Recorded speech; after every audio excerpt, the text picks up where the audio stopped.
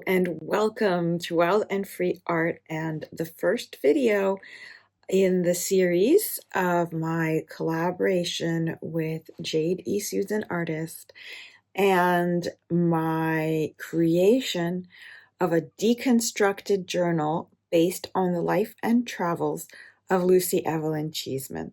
If you haven't seen the video where I talk about her and I talk a bit more about this competition and collaboration, I will make sure to link the original video below, and if I remember, put it up in the little taggy bit corner over there. I hope that you enjoy working on this deconstructed journal with me. Remember that any digitals and printables that I am using in making the journal, in quotes, will be found at the link below. That's also in the description. And you can share any of your creations that you make using these in my Facebook group, Create Wildly, and someone lucky will be entered to win a surprise at the end of the month in a draw of all the entries that were made using either my digitals or Jade's digitals. More details, of course, in the other video, which I am referencing you to. So the first step is to make the container for all the bits of the deconstructed journal to sit in. Okay, so I want my deconstructed journal to be in a box. So this I have been hoarding since Christmas. It came with some little boxes of tea in it, and I love how it just opens up kind of like a little cabinet. So I knew that I would definitely be using this for a project. So I have been hoarding it since then. And I thought that the deconstructed journal would be perfect for that. So my idea, and I don't know if this is going to work, is to turn this into a wooden box. So basically, you know, she would have been traveling all over the world, and they used to bring trunks and stuff around. So I'm imagining that she had a little trunk and that it would have traveled with her. So I want this to look like a wooden trunk that has traveled around and that holds all of her precious information and precious things. So I think this will work just fine for that. But the first thing I'm going to do is I need to make this thing look like wood, and I need to reinforce it because it is quite flimsy cardboard and it's already buckling out on the sides. And I want this to open and close easily. So I'm going to get rid of these little flaps and take off the ribbon because I'm going to put hardware on it. And well, of course, I will, be saving said ribbon for future projects because it's pretty. Okay, put that aside. And then the next thing I want to do is cut off these flaps here.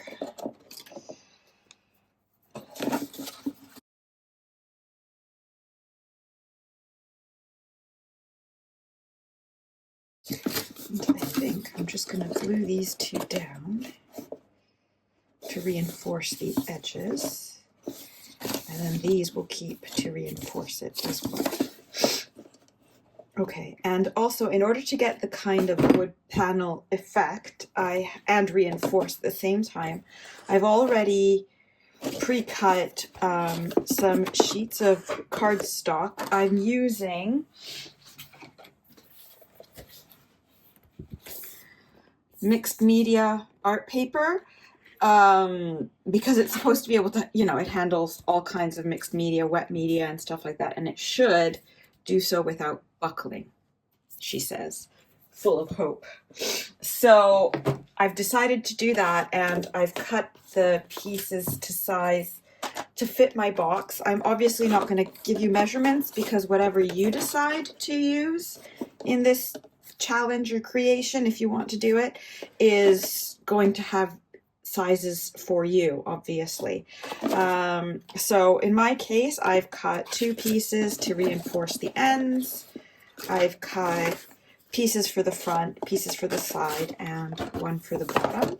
And then depending on how this is, I may or may not also do the same thing on the inside, but that's going to have different measurements. So I think the first thing I want to do, though, is to reinforce the edges and the structure of this and glue these flaps down and make sure, because this is pretty, no, these are okay, but I think I'm definitely going to reinforce those as well. So I'm using, for this one, I've decided to use wood glue because I want it to really stick well. It's an interior one, so it doesn't have as much in fumes and all that kind of stuff. So it should work okay for this project.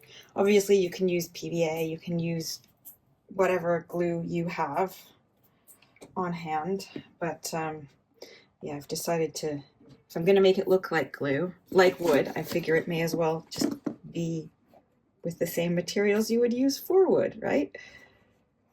So I'm just going to, it's been outside in the garage, so it's a bit cold. There we go. Just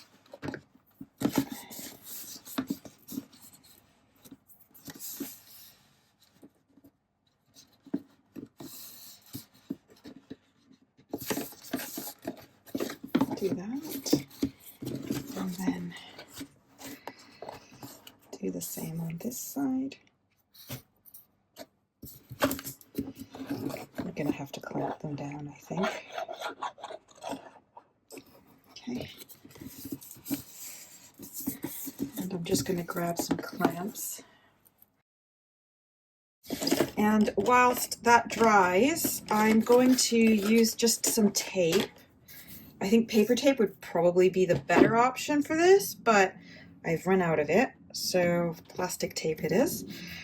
Just to close up the edges and reinforce them, because of course that's going to get knocked about quite a bit. And I want to make sure that everything stays in one piece. So we'll start doing that.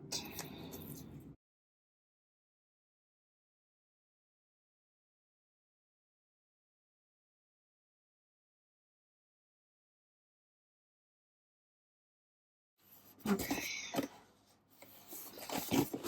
It's a bit better now, I think. I think I am going to also reinforce this bit, this, and these, just because, yeah, I think these are the parts that are going to work the most, aren't they?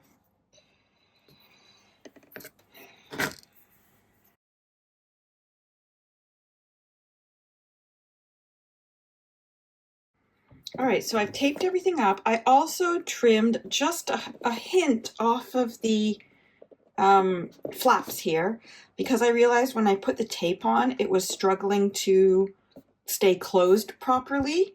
So I just wanted to make sure that we had space, because we're going to be adding layers to it, and I wanted to be sure that it closed the right way. So that's the edges taped up here. And now the next step is going to be to add on the reinforcements, which I have here. I might need to adjust the 2 front panel ones, I think. Actually, no, they seem to be okay. So I'm just going to use the wood glue and glue the panels on each part and clamp them down and leave them to dry about half an hour or so before we come back and do the next step. So I'll just show you how I'm gluing on a couple of the panels, and then I'll do the rest off screen because you don't need to see me gluing things. I'm sure we all know how to glue. So yeah.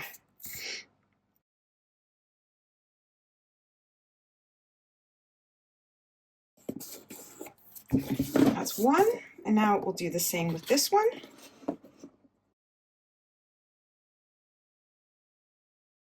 All right, so those are glued on. I'll do the rest off screen and then I'll be back.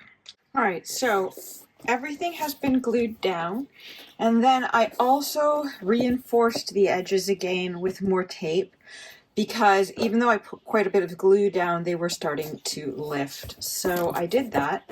It feels pretty solid. So I think we are ready for the next step. So I hope that this step will actually work because this is where I'm experimenting. So I watched quite a few tutorials on how to get this kind of like wood effect on paper and whatnot. And a lot of it is through painting and all sorts. But then I did see this one lady, and I will see if I can find that video in my history and link her below. She made a piece of furniture from cardboard boxes, and she gave it a wood effect. And I thought that that would kind of work for what I want to do. But we'll find out soon enough. Anyways, what I'm going to do first is paint this in some gesso primer, just so that I can give my texture something to grab onto. So what I'm using here is ready mix plaster, which I had left over from my bedroom renovation, so I didn't want to waste it. But you can also use polyfiller, gap filler. I'm assuming texture paste would work as well, and multiple layers of gesso would probably do the same kind of effect, assuming this even works. If you do try it, let me know what you've used. But this plaster, when I put it on the walls needed to be coated in like PVA and just tacky to the touch PVA in order to give the plaster something to grip onto. So you can do the same thing. You can just use PVA, and when it's just tacky to the touch, you can then put on your plaster. Or you can use gesso, or if you want to give it something else to grip on, you can mix PVA with cornstarch / corn flour, and that'll give it a bit of tooth for anything, even paint or whatever, to grip onto. I'm going to go with the gesso because I think it'll add that extra layer of protection and hopefully lead to giving a very cool, evened out kind of effect on this. So you're going to want to definitely protect your surface area. This is my gesso. I'm just going to use this big paintbrush to apply it because that way it's a bit faster than what I usually do. So I'm just going to try and make sure that's already giving some texture to it, isn't it? That's cool. You might be able to just get away with just gesso.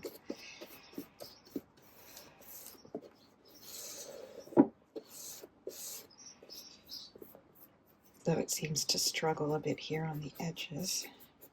I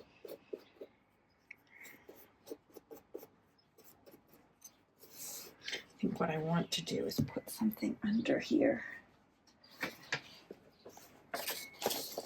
That's not big enough.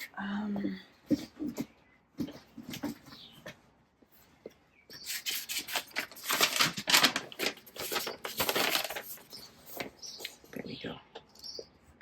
That way it won't get stuck onto that as it dries.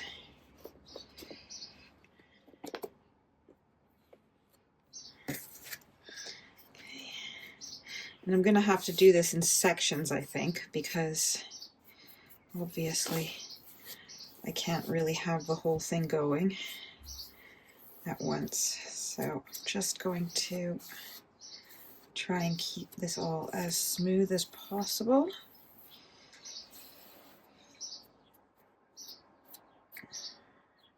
And gesso for as much as I can hold it. I think this also helps to give it a bit of a base too, if you're just doing painting, like a color.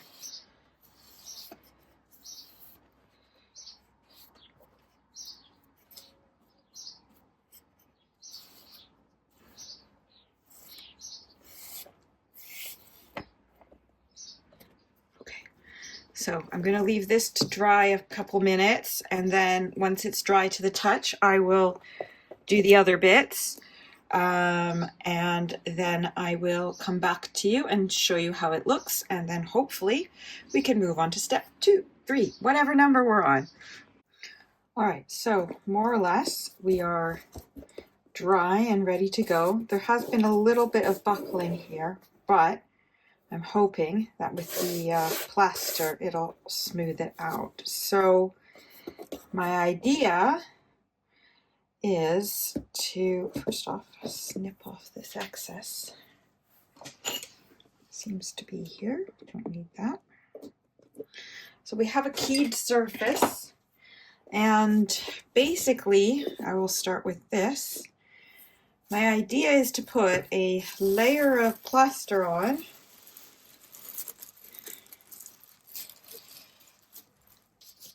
Going to give it a mix and flatten it out, and then see if I can make some sort of like wood grain type pattern thing with the brush or with this, just to see what how it comes out, and hopefully it'll work. I figure if I do it on the bottom, it's less likely to be visible if I screw up and it just doesn't work. So we'll start here, and what I am going to do though is make sure that each and every side is fully dry before I flip it over and work on it on another one.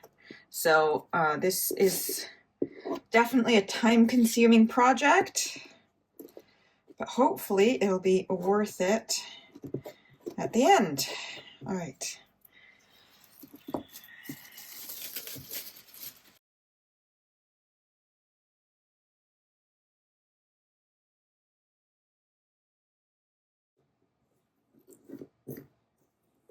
I think we need a bit more.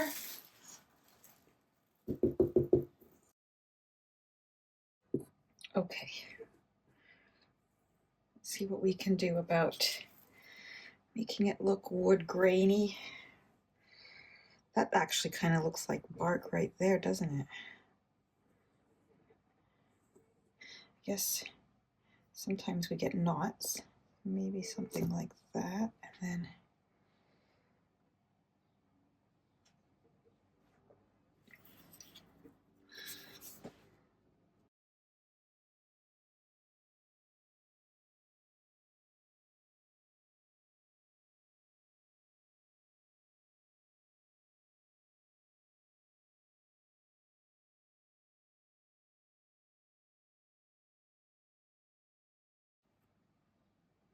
okay.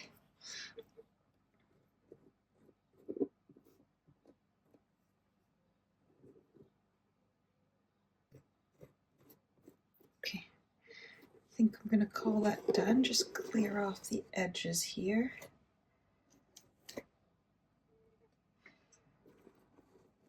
Okay. Oops.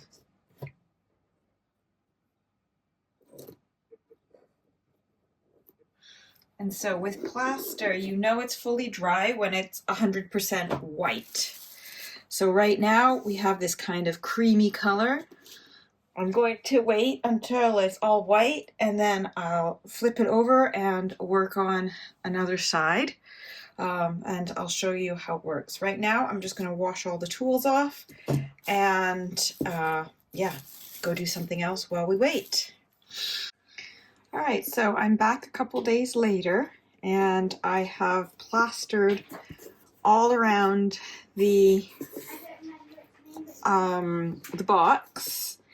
I made a bit of a wood grain effect, and it looks really cool. I especially like the front. I've also gone in and sanded it a little bit to get rid of some lumps and to even it out. But while sanding, a few pieces came off, especially where I had the plastic tape. So my advice would be for you to use paper tape to help it grip a bit more, because I can see it's lifted everything, including the gesso, off.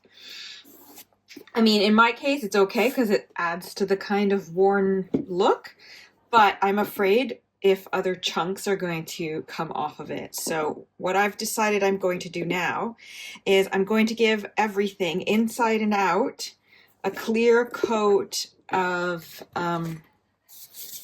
PVA, just to kind of help seal it all in. And hopefully we won't have pieces coming off of it anymore while I paint it and work on it. And if that doesn't work, well, we will find a different way to use that. I think it would have been easier and faster using texture paste or polyfiller, like gap filler, because it dries faster and it's a lot lighter than plaster. But I used what I had, so we'll see how it turns out, and I'll be the test run, so to speak, and we'll find out. So yeah, I'm just going to put some glue on here. I'll use this one so I can get into all the bits, and yeah, I'm just going to put on a generous amount of clear glue, especially here on the edges where we had the plastic tape.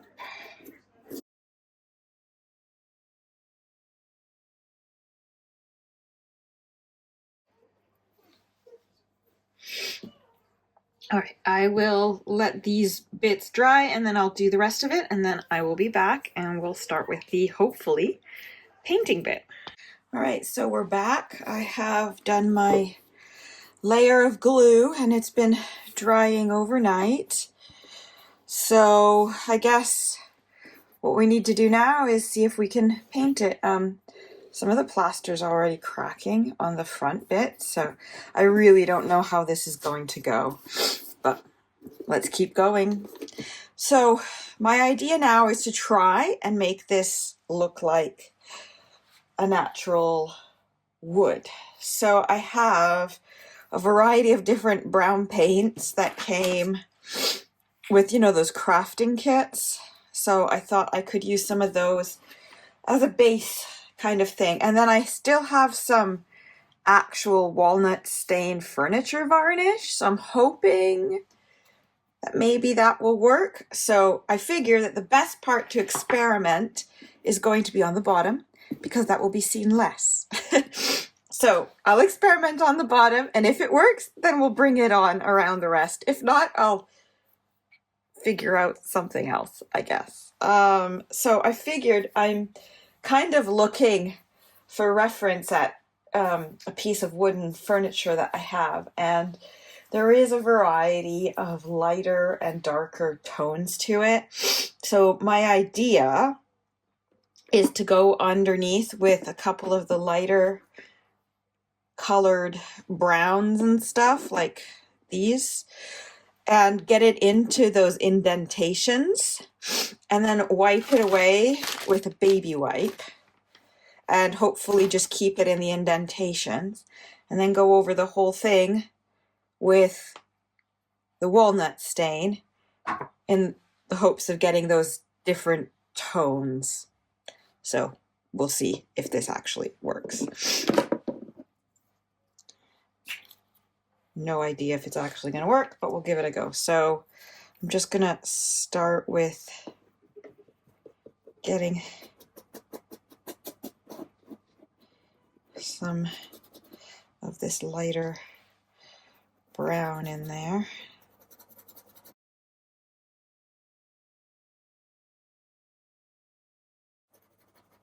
And then now's the true test. Will it wipe?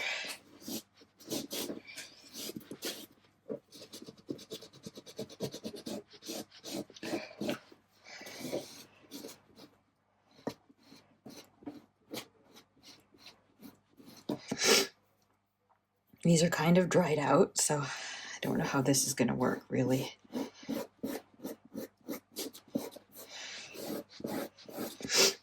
I don't know. I'm just going to keep going and see what happens.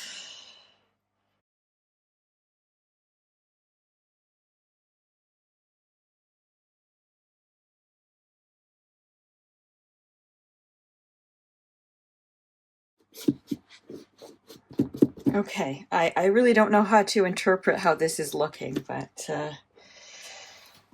here comes the test.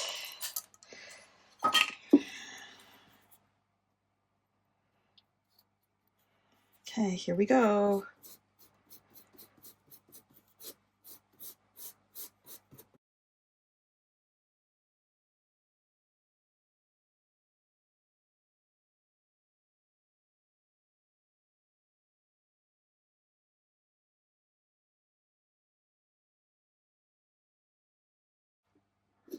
Okay, doesn't look as bad as I thought it might.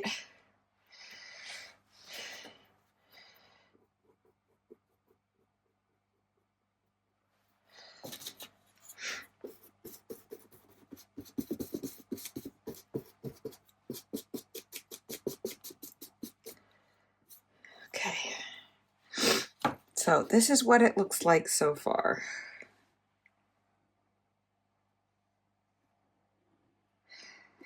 I think what I'm going to do now is just let this dry and see how it looks like when it's dry, and see if I can, maybe I can add some more darker tones just with my finger, just a light, or with a dry brush or something, just to give it a bit more depth and darker bits. But yeah, we'll see how it looks.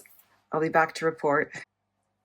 Okay, so I'm back, and I actually didn't mind how it came out, so I'm going to leave it like that. I've put on a matte varnish just to protect it, but I think, oh, got a little speck there.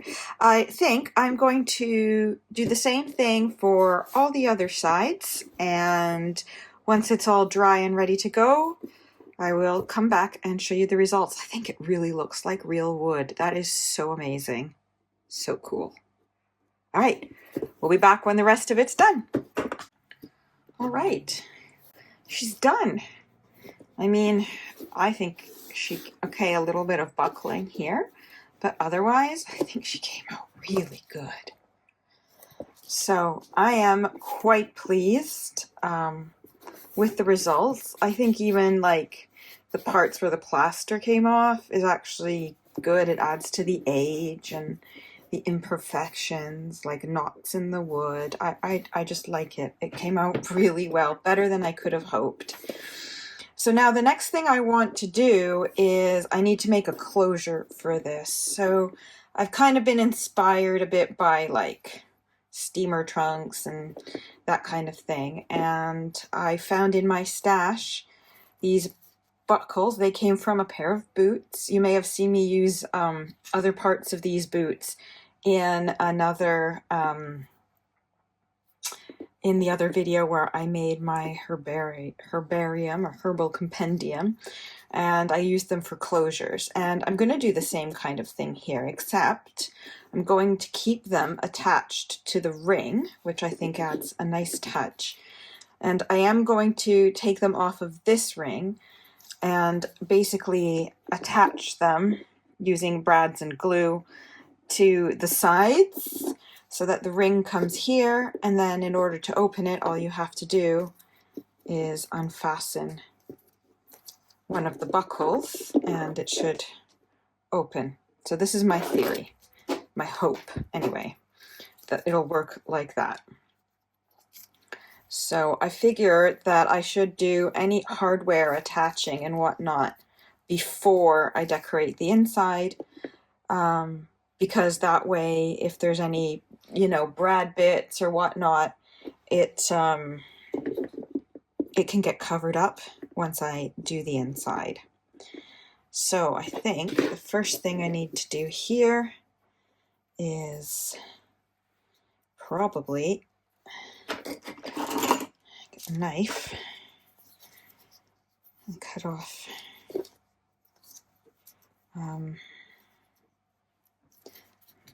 These bits, I wonder if I can just manage to just get the stitching. Yeah.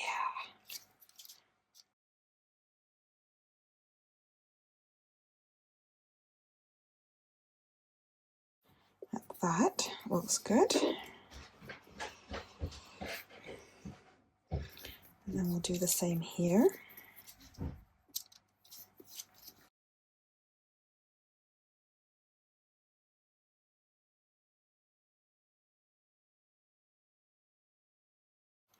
Okay, and then this one I'm probably going to have to cut because that's riveted, isn't it? So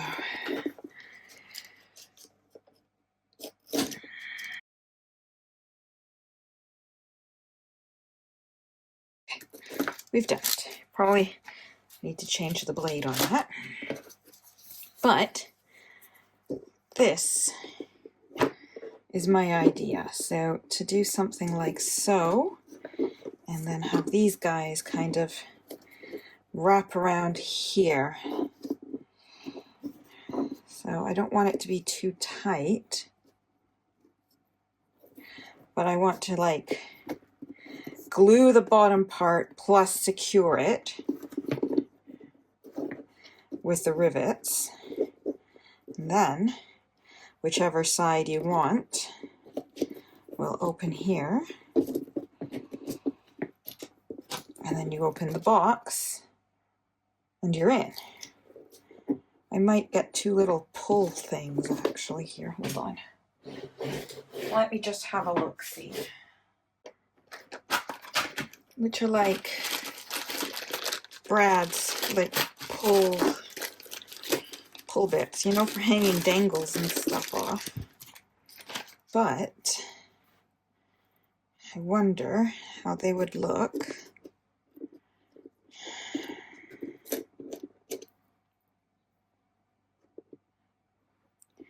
Here and here. I don't know. No, I don't think they work.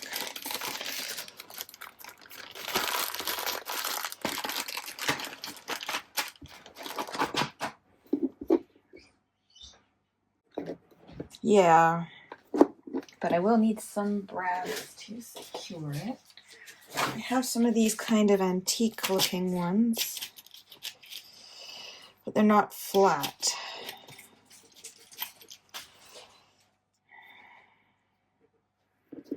Because flat ones would be best for under here, wouldn't they? I have these silver ones. They're flat.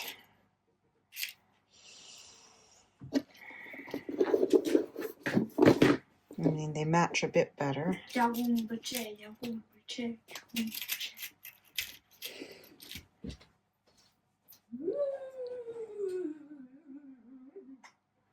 Maybe these ones will do. Okay, put these away for another time.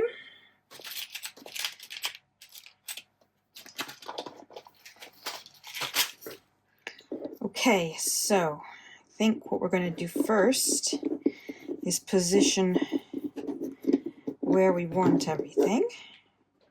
So that's more or less centered where I want it. I think I want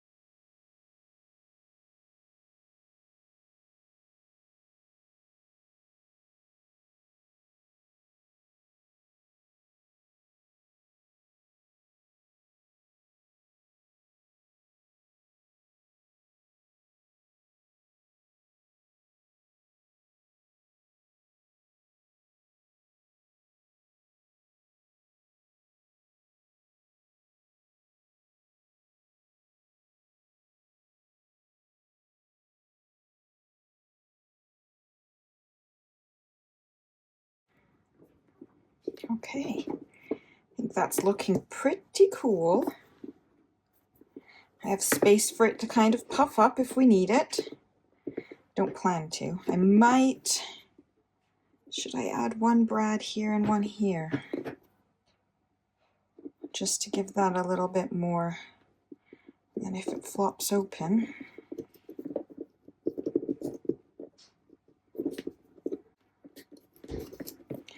that's here when that opens, and this is here when this opens. It won't flop around too much. Maybe it's a good plan. Without glue though, just the brad.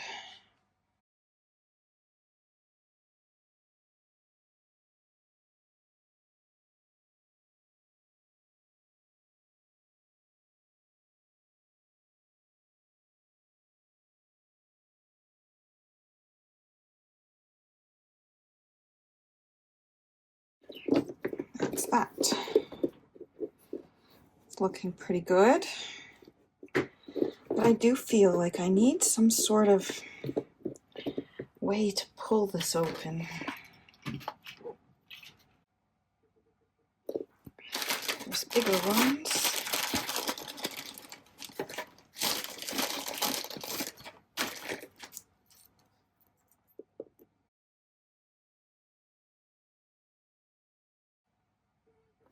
Oh, what if, hang on, what if they were hidden under that? So, oh my goodness, one like so, one like so.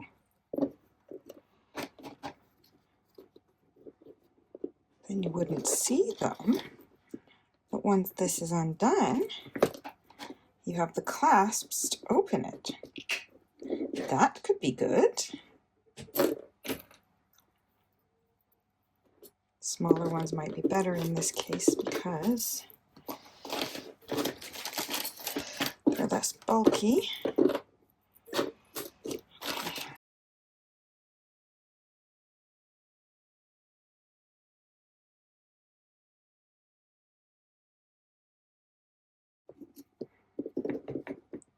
I think that looks great. See? You can't tell, but then when you go to open it, you open it, and boom, we've got little door handles to open this up. Fabulous. All right, I think I'm going to stop this first video here. In the next video, we will decorate the inside and add a few more bits to the outside. We'll put you know, this parcel belongs to, something like that. And maybe do some like travel stickers that we can put on here, or like what do you call it, like the stamps or whatnot that they would have put on for transport and stuff like that. So we'll do that for the next one. I hope that you enjoyed this. It was a bit long, I won't lie, it's taken me a whole week from the concept to this. But I hope that you enjoyed it, and I hope that you will join me for the next one and take part in the challenge. Have a wonderful day. Bye-bye.